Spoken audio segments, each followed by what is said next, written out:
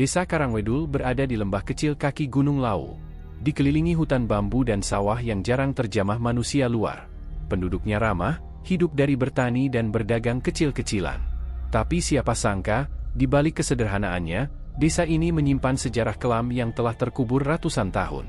Sebuah warisan gelap yang menunggu saatnya untuk bangkit. Namaku Solihin.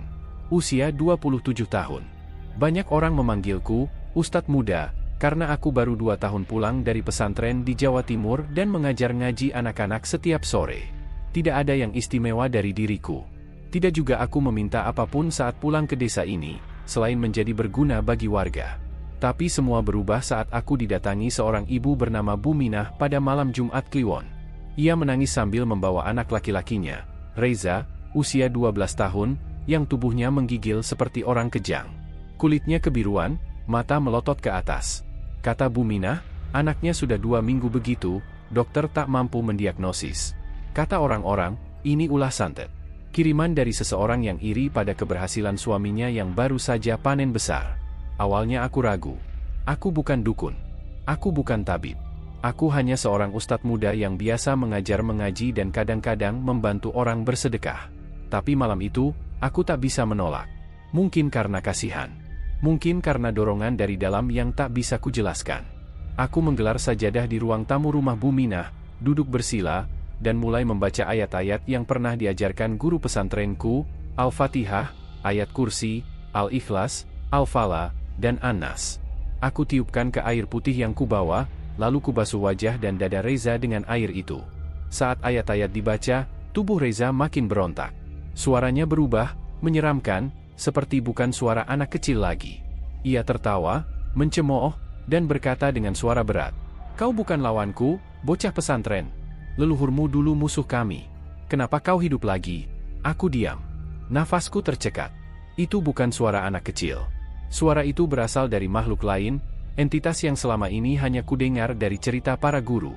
Lalu sesuatu terjadi. Reza mendadak membeku. Tangannya menegang, lalu tubuhnya terangkat sedikit dari lantai. Seakan ada tali tak terlihat yang menariknya dari atas. Tapi aku tak gentar. Ku kencangkan bacaan ayat-ayat suci hingga tubuh Reza mendadak terhempas, dan sesaat kemudian, hening. Reza terbangun seperti baru bangun tidur. Pandangannya kosong, tapi ia sadar.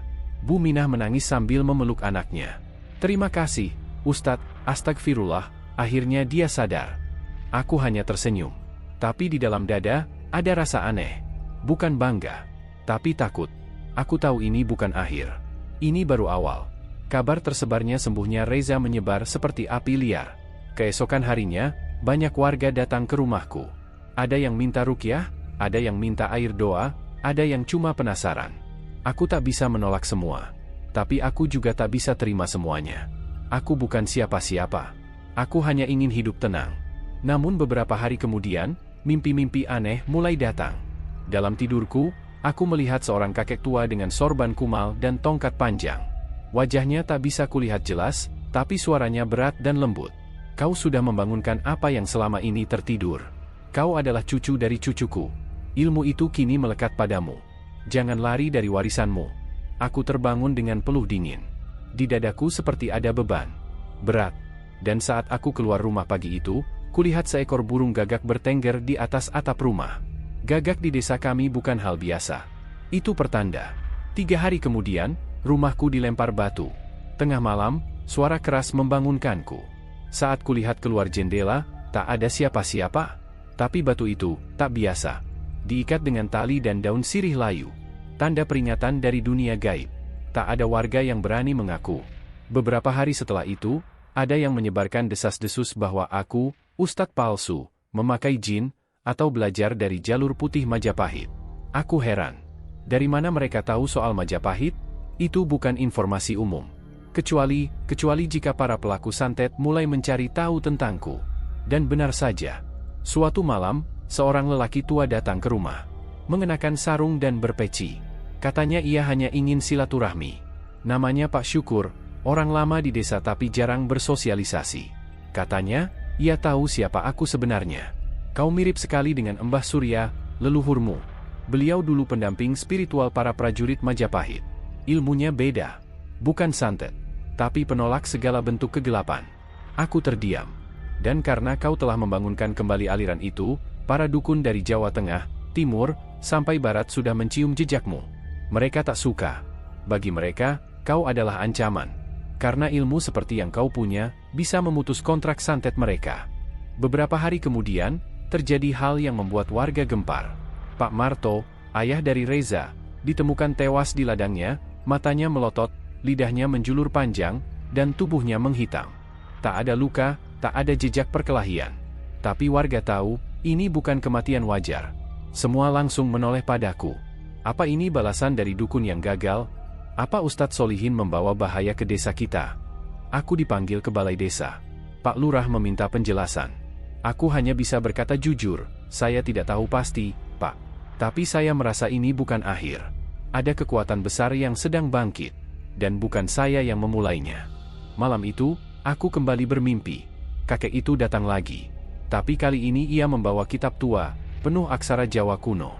Ia meletakkannya di depan kakiku. Jika kau tolak, kau akan jadi korban seperti yang lain. Tapi jika kau terima, bersiaplah. Mereka akan datang. 9 dari 9 penjuru angin. Dukun-dukun yang telah lama menunggu kesempatan ini. Aku terbangun sambil menggigil. Dan saat kulihat ke halaman rumah, ada simbol aneh digoreskan di tanah. Bentuk bintang 9 sisi, dengan darah ayam masih segar di tengahnya. Tanda telah dikirim.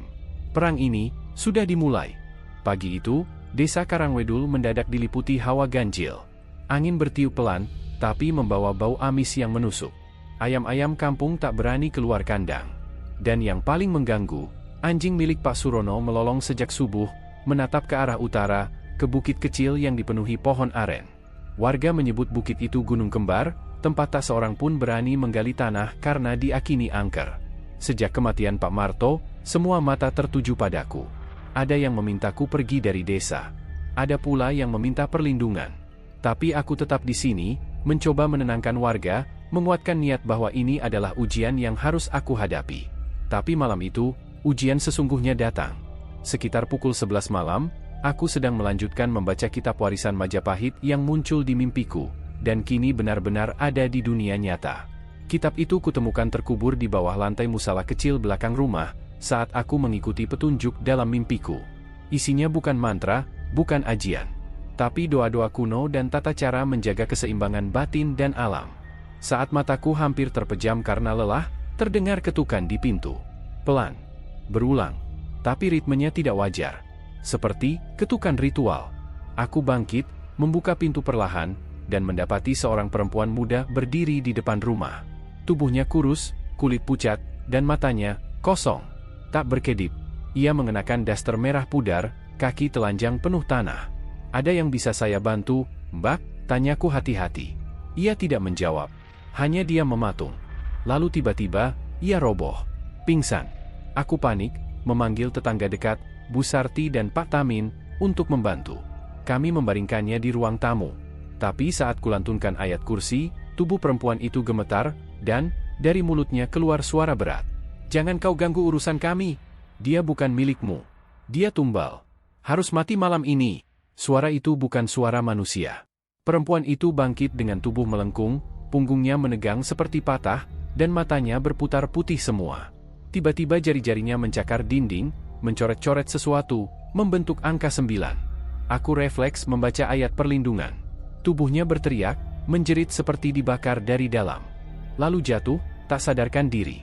Warga yang menyaksikan kejadian itu malam itu langsung gempar. Aku tahu, ini bukan hanya kiriman santet biasa. Ini pesan. Tumbal dikirim bukan untuk membunuhku, tapi sebagai ancaman. Bahwa siapapun yang kucoba selamatkan, akan dijadikan korban gantian. Besok paginya, aku mencoba mencari tahu siapa perempuan itu. Setelah dilaporkan ke RT, ternyata namanya Yuniarti, warga desa sebelah, desa Pagedongan. Ibunya datang menangis ke rumah. Kata sang ibu, Yuni hilang 2 hari sebelumnya saat sedang menjemur pakaian. Tubuhnya ditemukan di sawah pagi tadi, sudah meninggal. Tapi, kalau begitu, siapa yang datang ke rumahku semalam? Aku tercekat. Tidak masuk akal. Apakah makhluk itu menyamar menjadi Yuni? Atau jasad Yuni dijadikan wadah? Dan bagaimana mungkin tubuh yang dilihat warga tadi malam bisa lenyap? Aku mulai curiga. Ini bukan kerjaan satu dukun. Ini kerjaan persekutuan. Minimal, Ada dukun kuat yang mengendalikan tumbal. Siangnya, aku pergi ke Gunung Kembar, tempat terakhir yang kulihat ditatap anjing-anjing desa. Di sana, di bawah pohon aren tertua, aku menemukan sebuah sesajen segar. Ada kepala ayam, kembang 7 rupa, dupa yang masih menyala, dan kertas bertuliskan nama-nama. Yuniarti, Solihin, Bu Minah, Reza, Pak Lurah, Ustadz Amin, guruku dari pesantren lama. Aku tercengang. Nama-nama ini bukan sembarangan. Ini adalah target-target ritual. Dan itu berarti, malam tadi bukan ancaman. Itu tahap awal. Tumbal dikirim, jiwa dikunci. Aku mengambil air wudhu di sumber kecil dekat situ, lalu membaca doa perlindungan sambil menghapus tulisan di kertas itu. Tiba-tiba, langit menggelap. Padahal baru pukul 2 siang. Suara gemuruh muncul dari balik hutan. Dan aku melihat sesuatu, bayangan perempuan berdiri di ujung jalan setapak, mengenakan kebaya hitam dengan rambut panjang menjuntai ke tanah. Wajahnya tak tampak, tapi tubuhnya seperti tak menyentuh tanah. Ia menunjuk padaku, lalu menghilang. Malam itu, aku tak bisa tidur. Kitab Majapahit kubuka lagi. Di halaman ke-33 tertulis kalimat dalam aksara Jawa kuno. Tumbal yang dikirim tanpa izin Tuhan akan kembali mencabut jiwa pengirimnya. Aku menafsirkan, siapapun dukun yang mengirim Yuni, akan terkena balik jika sang tumbal tidak berhasil menyelesaikan tugasnya. Dan benar saja. Esok pagi, kabar menyebar dari desa sempit, sekitar 20 km dari Karangwedul. Seorang dukun bernama Ki Truna ditemukan meninggal dengan posisi duduk membatu. Tubuhnya menghitam. Matanya hilang. Mulutnya menganga. Di sekelilingnya, terdapat darah berbentuk angka 9 yang sama seperti goresan Yuni.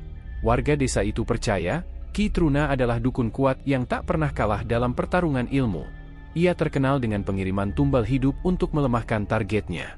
Tapi kini, ia mati sendiri, tanpa perlawanan. Warga Karangwedul kembali heboh. Ada yang bilang, ini kemenangan. Tapi aku tak yakin. Karena malamnya, aku kembali bermimpi. Kakek tua yang dulu datang kini duduk di atas batu besar, di tengah danau merah. Ia menatapku lama, lalu berkata, 1 sudah mati. Tapi 8 lainnya lebih kuat. Mereka bukan hanya dukun. Mereka penjaga gerbang. Dan mereka telah memilihmu sebagai musuh. Jalanmu belum berakhir, Solihin.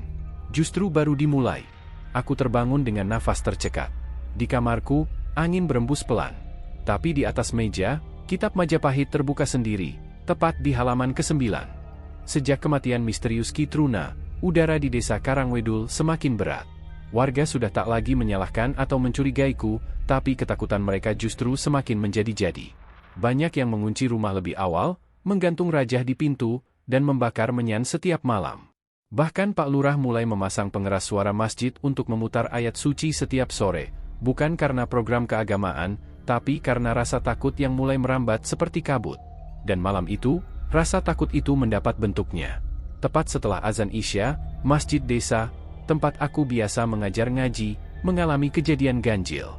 Lantai ubin depan mimbar retak mendadak, seperti digetarkan dari bawah.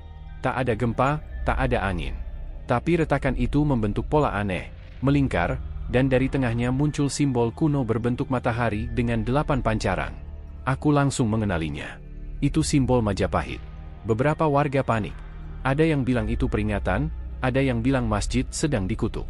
Tapi saat aku melihat lebih dekat, aku tahu ini bukan sembarang retakan.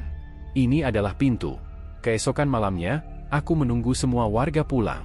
Setelah memastikan masjid kosong, aku mengunci pintu dari dalam dan mulai membersihkan pecahan ubin yang retak. Dengan hati-hati, aku cungkil bagian tengahnya. Benar saja, di bawahnya tersembunyi semacam penutup batu berbentuk lingkaran, dan di tengahnya ada tonjolan seperti pegangan. Aku menariknya. Debu dan udara lembab menyembur ke wajahku. Bau tanah tua dan darah besi langsung menyergap hidung. Di bawahnya, ada lorong menurun, dengan anak tangga batu melingkar ke bawah seperti spiral. Aku menyalakan senter, menggigit bibir, dan turun perlahan. Tangga itu seperti tak berujung. Tapi akhirnya, aku sampai di dasar, sebuah ruang bawah tanah, tak besar, tak pula sempit. Dindingnya penuh ukiran kuno, gambar prajurit, bintang 9, dan seekor ular besar melilit sebuah candi. Tapi yang paling mencolok adalah sebuah kitab tebal yang diletakkan di atas altar batu. Kitab itu terikat kain merah dan dikelilingi lingkaran kembang telon yang sudah mengering. Aku mendekat. Saat tanganku menyentuh kitab itu, seluruh ruangan bergetar. Lampu senter matiku. Tapi di gelap itu, terdengar suara dalam hatiku, bukan dari luar, tapi dari dalam diriku sendiri. Waktunya kau mengetahui siapa dirimu. Ilmu ini diwariskan, bukan untuk menyerang, tapi menjaga pintu. Aku tersentak. Nafasku memburu. Tangan gemetar. Tapi aku tahu, ini bukan halusinasi. Ini bagian dari warisan yang selama ini tertidur. Saat aku membuka kitab itu, aksara-aksara Jawa kuno muncul perlahan, seperti menyala sendiri. Di halaman pertama tertulis, 9 gerbang gelap akan terbuka jika penjaga tertidur. Pewaris harus bangkit. 3 jalan, takluk, tunduk, atau tulus. Malam itu, aku berzikir hingga tertidur di ruang bawah tanah. Dan di antara lelapku, muncul seorang kakek berjubah putih, berdiri di pelataran candi, membelakangiku. Solihin, masjid ini dibangun di atas gerbang. Dulu, para leluhurmu menyegel jalan para pengabdi kegelapan. Tapi dengan kematian Kitruna, 1 gerbang telah terbuka. 8 lagi akan menyusul.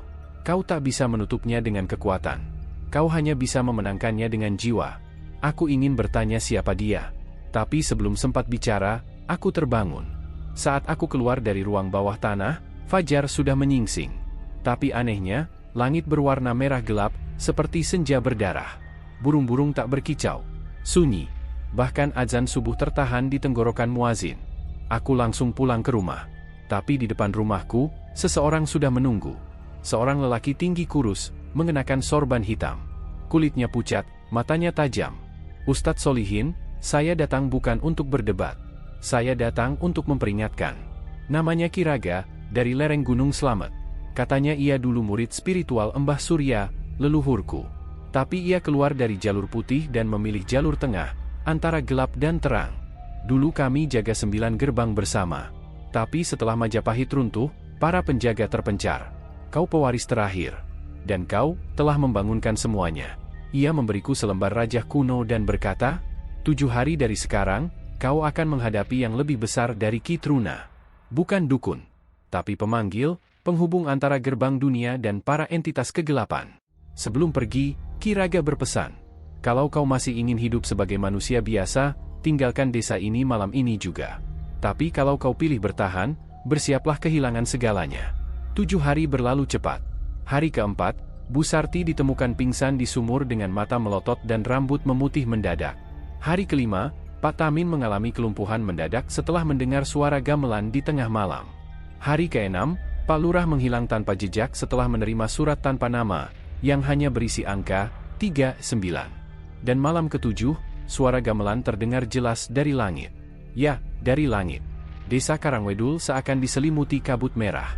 Warga tak berani keluar rumah. Aku berdiri di depan masjid, mengenakan sorban dan membawa kitab Majapahit. Di hadapanku, muncul sosok tinggi besar dengan rambut putih panjang, mengenakan jubah seperti pendeta kuno. Tapi matanya kosong. Tangan kirinya memegang lonceng kecil, tangan kanannya membawa kepala kambing. Namaku MPU Kembar. Aku pemanggil dari gerbang ketiga. Aku tidak datang untuk membunuhmu, Solihin. Tapi untuk membuka. Gerbang ini akan kubuka lewat darahmu. Aku tak menjawab. Kukeluarkan rajah dari Kiraga, kuletakkan di tanah, dan kulantunkan doa seperti yang tertulis di kitab. Langit bergemuruh. MPU Kembar menjerit seperti terbakar. Tapi bukan karena doaku, melainkan karena tanah masjid menolak kehadirannya. Ia terbakar dari ujung kaki, tubuhnya meronta hingga lenyap dalam ledakan cahaya putih. Dan saat semuanya hening, dari balik kabut muncul 7 bayangan lain, berdiri diam, memandangku dari kejauhan. 8 masih tersisa. Setelah lenyapnya MPU Kembar di halaman masjid, suasana desa Karangwedul tidak menjadi tenang. Justru, malam itu menjadi batas yang memisahkan dunia nyata dan dunia gaib. Semenjak kejadian itu, warga mulai mengalami hal-hal ganjil. Langit tampak kemerahan setiap senja. Air sumur terasa pahit. Anak-anak bermimpi dikejar sosok bertaring. Bahkan hewan ternak mendadak mati tanpa luka. Ada getaran dari tanah, seperti sesuatu yang bergerak di bawah permukaan desa. Sebagai pewaris garis penjaga Majapahit, aku tahu, gerbang ketiga sudah gagal dibuka. Tapi 7 lainnya belum berhenti. Malam demi malam, aku hanya bisa bertahan dengan zikir, doa, dan memahami satu demi satu halaman dari kitab warisan Majapahit yang terus menampakkan tulisan baru setiap kali kubuka. Semakin banyak kubaca, semakin aku sadar, ini bukan sekadar pertarungan spiritual. Ini perang pewaris dan pemanggil, yang sudah berusia ratusan tahun. Dan malam itu, makhluk pertama datang dalam wujud yang lebih nyata dari sebelumnya. Hari itu dimulai seperti biasa. Tapi saat azan zuhur selesai berkumandang, terdengar teriakan dari arah sumur masjid. Aku berlari ke sana, diikuti beberapa warga. Kami menemukan Bu Yati, penjaga kebersihan masjid, tergeletak tak sadarkan diri. Lidahnya menjulur, matanya membiru. Tapi anehnya, tubuhnya basah oleh lendir kehijauan, seperti lendir amfibi atau sisik ular. Pak Tamin berteriak, "Lihat itu!" Kami semua menoleh. Dari dalam sumur, muncul seekor ular berwarna hitam kehijauan, sebesar lengan orang dewasa. Tapi yang membuat bulu kuduk berdiri, kepala ular itu bercabang dua, dan matanya merah menyala seperti bara. Ular itu mengangkat separuh tubuhnya ke udara, lalu mendesis, sebelum menyelam kembali ke dalam sumur. Warga panik. Sore itu juga, aku turun sendiri ke dalam sumur dengan membawa tali, senter, dan air doa. Banyak yang melarang, tapi aku tahu, ini bukan ular biasa. Ini kiriman. Kiriman dari entitas atau dukun yang tahu cara merusak sumber air utama, pintu kehidupan sebuah desa. Dasar sumur ternyata memiliki rongga, semacam celah batu yang sebelumnya tertutup. Aku merayap masuk dan tiba di ruangan kecil seperti goa. Di sana, terdapat sarang ular, puluhan sisik berserakan, lendir berbau amis menyengat, dan patung kecil wanita dengan wajah rusak, mulutnya robek, matanya tertutup benang hitam. Aku memercikan air doa ke patung itu, membaca doa pelindung dari kitab Majapahit. Tapi sebelum selesai, goa bergemuruh. Dinding batu meretak, dan dari arah atas, meluncur ular raksasa, panjang sekitar 6 meter, dengan tubuh licin dan sisik bergerigi. Namun, saat tubuh ular menyentuh percikan air doa, ia langsung meraung, meraung seperti manusia, lalu meleleh seperti dibakar dari dalam. Aku lari sekuat tenaga keluar dari sumur. Tapi saat aku tiba di atas, seseorang sudah menunggu di halaman masjid. Seorang perempuan tua, mengenakan kebaya hitam dan kain batik bercorak ular, berdiri tanpa alas kaki. Matanya kecil menyipit, dan rambut putihnya dibiarkan menjuntai. Namaku Nyai Lamis. Aku penjaga gerbang ke-6, dari Gunung Merapi. Kau membakar putri-putriku, Solihin. Kini, aku akan bakar seluruh sumur desamu. Suasana menjadi beku. Beberapa warga mulai berdatangan, tapi mereka tak bisa mendekat. Tubuh mereka seperti ditahan angin besar yang tidak terlihat.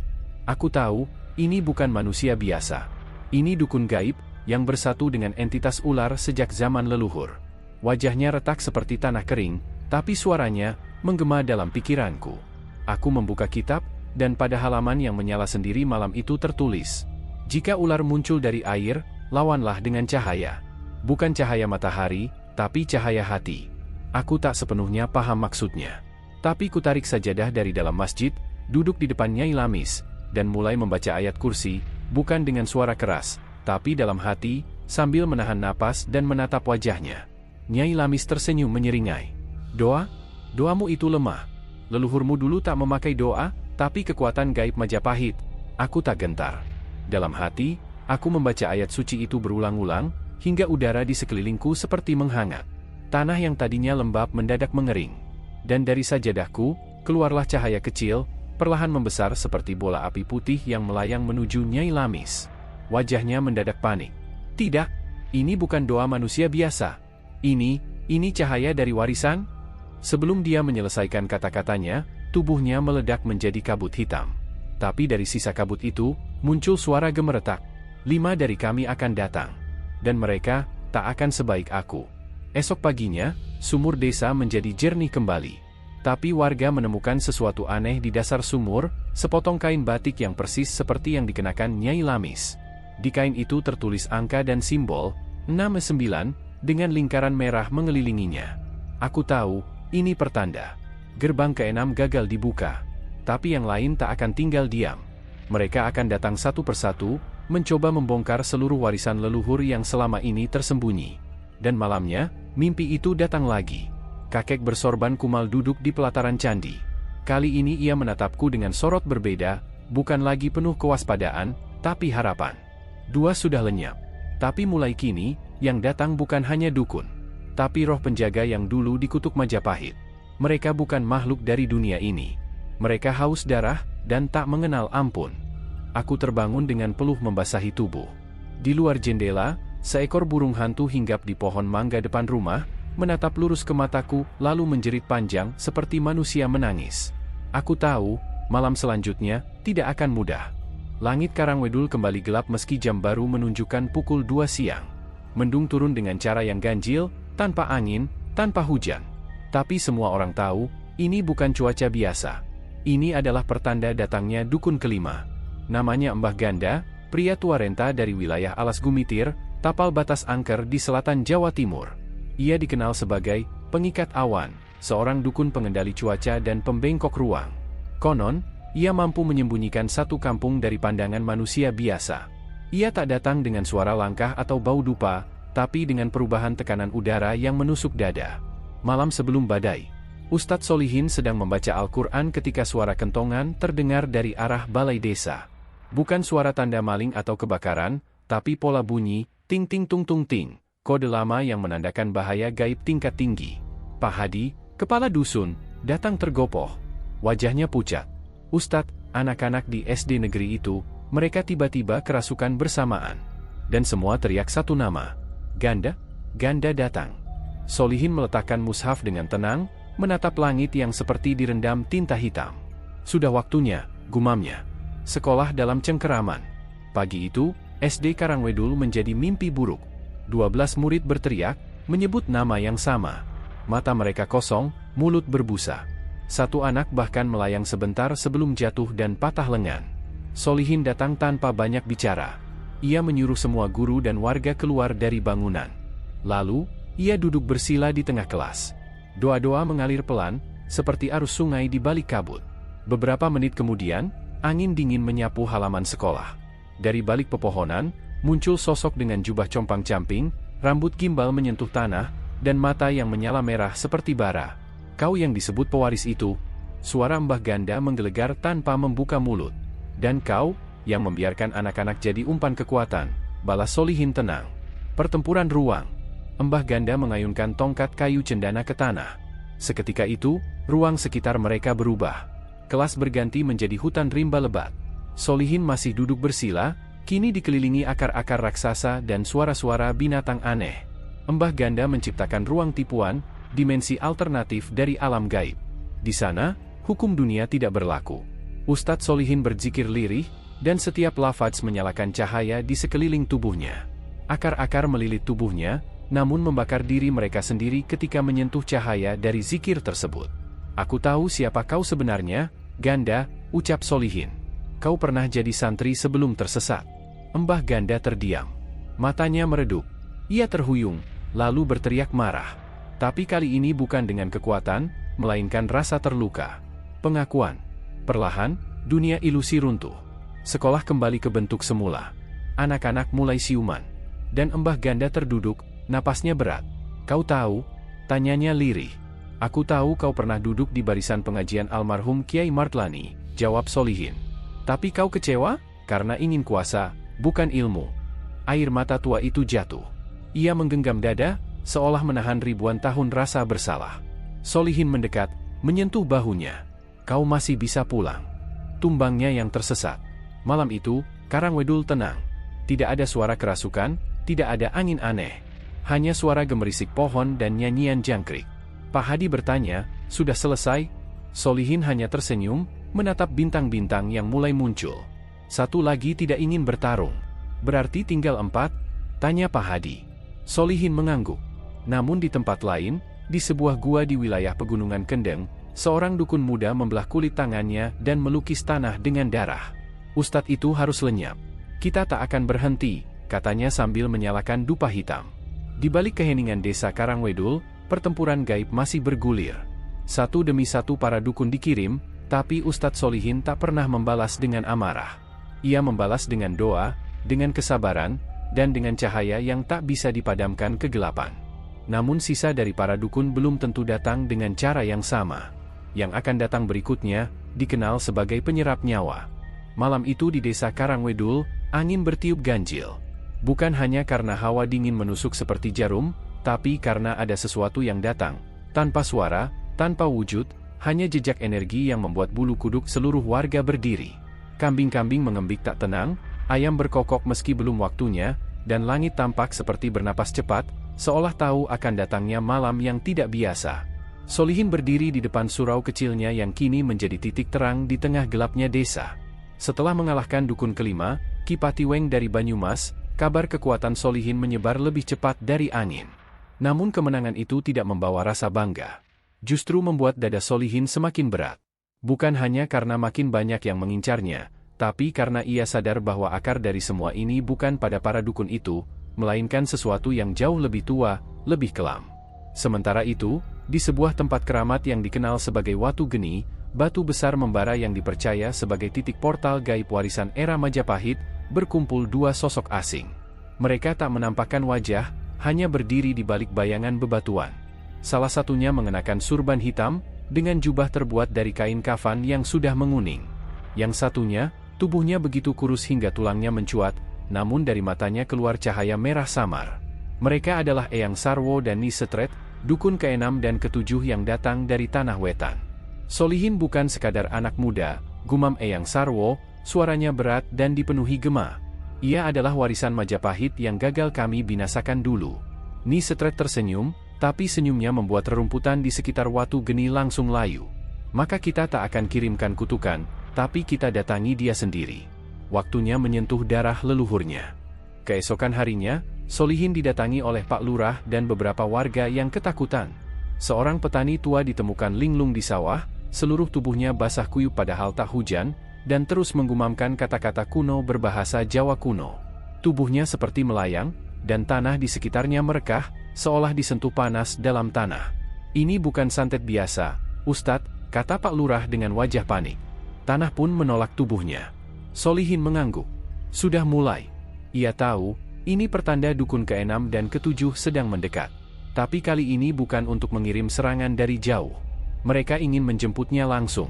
Malamnya, Solihin pergi sendiri ke Watu Geni, mengikuti petunjuk dari kitab warisan leluhurnya yang baru terbuka setelah 5 segel patah.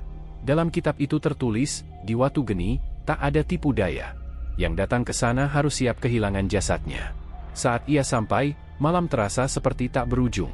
Watu Geni memancarkan panas aneh. Di hadapannya, dua sosok telah menunggu. Eyang Sarwo melangkah maju. Anak muda, tak usah sombong dengan ilmu warisanmu. Kami telah ada bahkan sebelum Majapahit runtuh. Kami adalah penjaga ilmu hitam leluhurmu sendiri. Solihin hanya menunduk. Ia tak datang untuk berperang. Tapi hatinya tahu, kali ini ia tak bisa hanya berdoa. Ini bukan lagi tentang menahan, tapi tentang memilih, bertahan sebagai manusia atau menyatu dengan kekuatan leluhur. Nyi Setret menjentikan jari.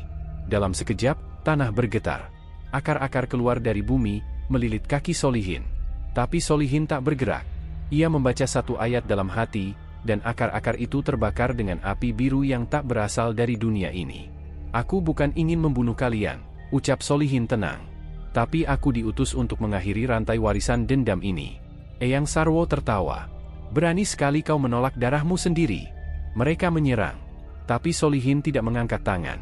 Ia duduk bersila di depan Watu Geni dan mulai melantunkan wirid yang tidak diajarkan di pesantren manapun.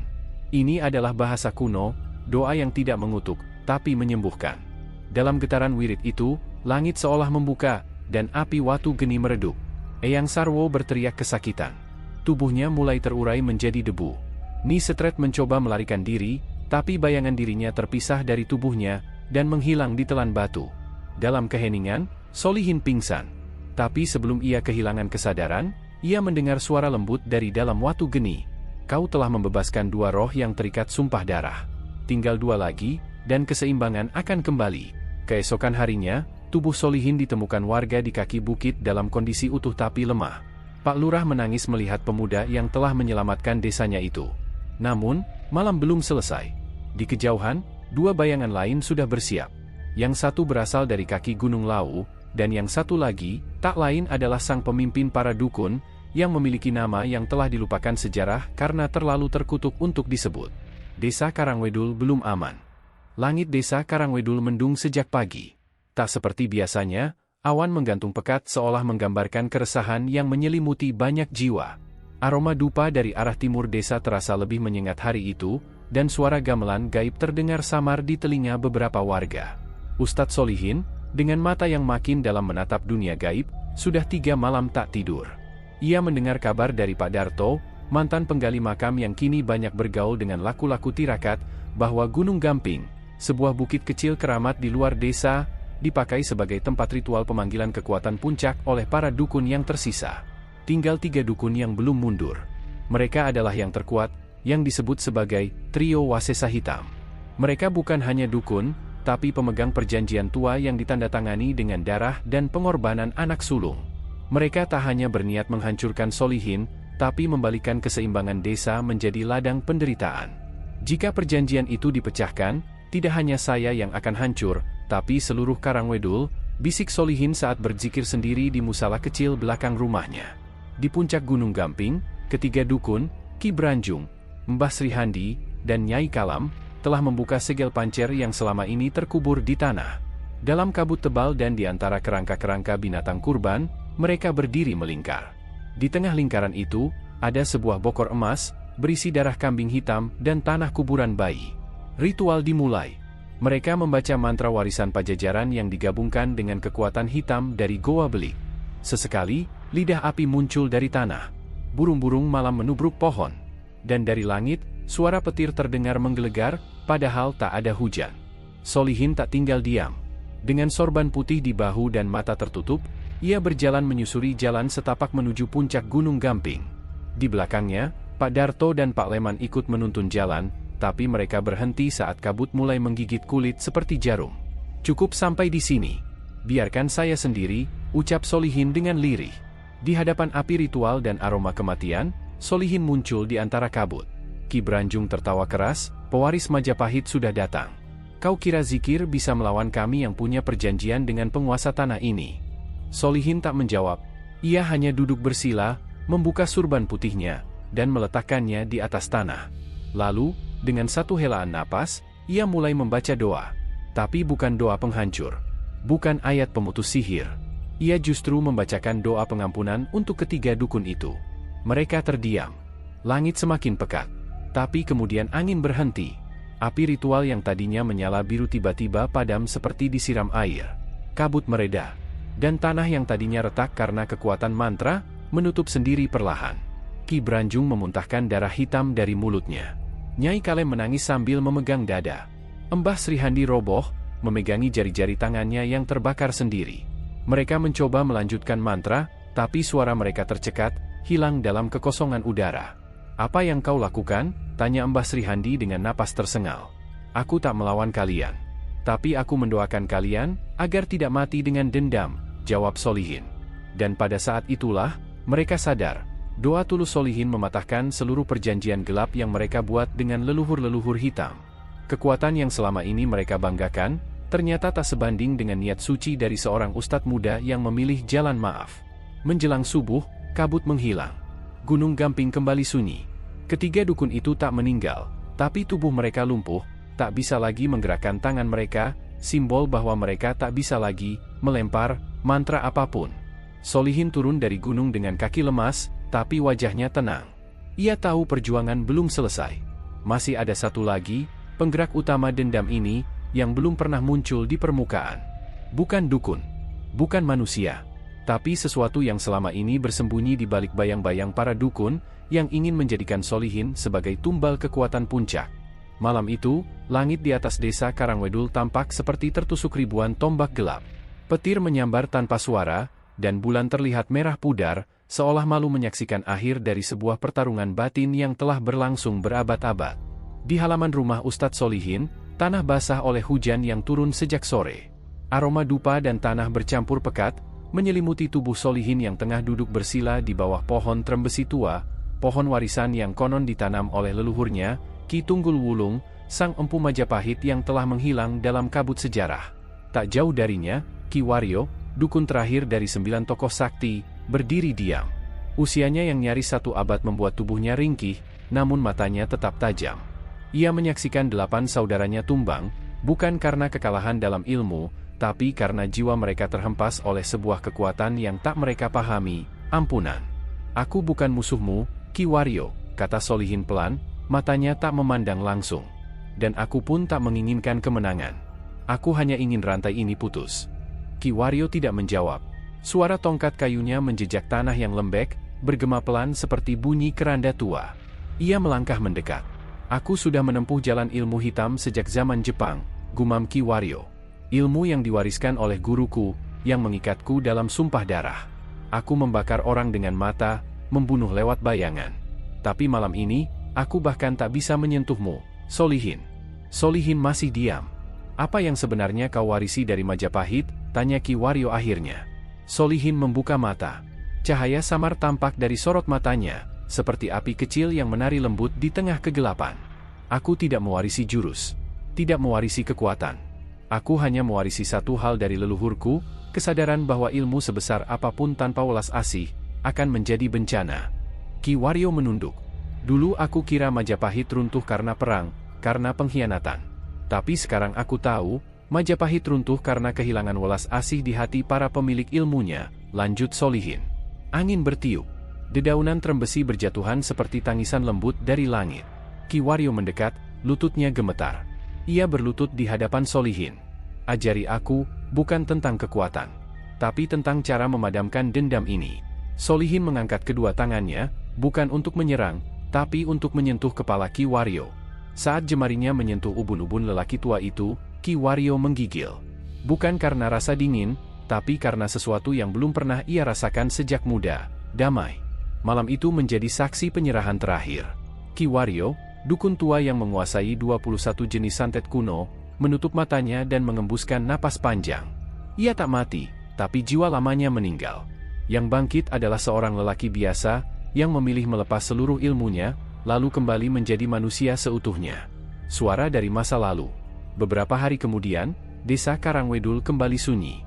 Burung-burung kembali berkicau, dan sawah-sawah mulai ditanami. Tidak ada lagi orang yang takut keluar malam. Warung Bumiati yang dulu sepi kini ramai. Bahkan anak-anak sudah kembali bermain di bawah pohon trembesi, tanpa takut ada bayangan melintas. Namun Solihin tahu, kedamaian ini hanya awal dari ujian berikutnya. Karena dunia tak pernah kehabisan manusia yang tergoda untuk memutar ulang dendam. Tapi kini ia tidak sendiri. Dari 8 dukun yang telah ia hadapi, 4 memilih meninggalkan ilmu hitam. 3 kembali ke asalnya sebagai penjaga desa. Dan 1, Ki Waryo, kini tinggal bersamanya. Mereka membentuk majelis ilmu leluhur, bukan untuk menunjukkan kekuatan, tapi untuk membimbing generasi muda agar tidak terjerumus ke jurang ilmu tanpa hati. Solihin juga membangun sebuah langgar kecil di pinggir desa, bukan hanya untuk salat, tapi untuk tempat bertanya, belajar, dan berdiskusi. Ia menyebutnya, Padepokan Aksara Hening. Malam itu, ketika Solihin sedang membersihkan halaman, seorang anak kecil datang menghampiri. Bocah laki-laki umur 8 tahun dengan mata bening dan rambut kaku. "Ustadz," katanya, "kenapa dukun-dukun itu nggak bisa ngalahin Ustadz?" Solihin tersenyum. Karena mereka belum tahu, kalau menang itu bukan soal siapa yang lebih sakti, tapi siapa yang bisa memaafkan lebih dulu. Anak itu mengangguk, lalu lari kembali ke lapangan bermain. Dan Solihin menatap langit. Majapahit memang sudah lama runtuh. Tapi nilai-nilainya akan selalu hidup dalam mereka yang memilih jalan terang di tengah badai.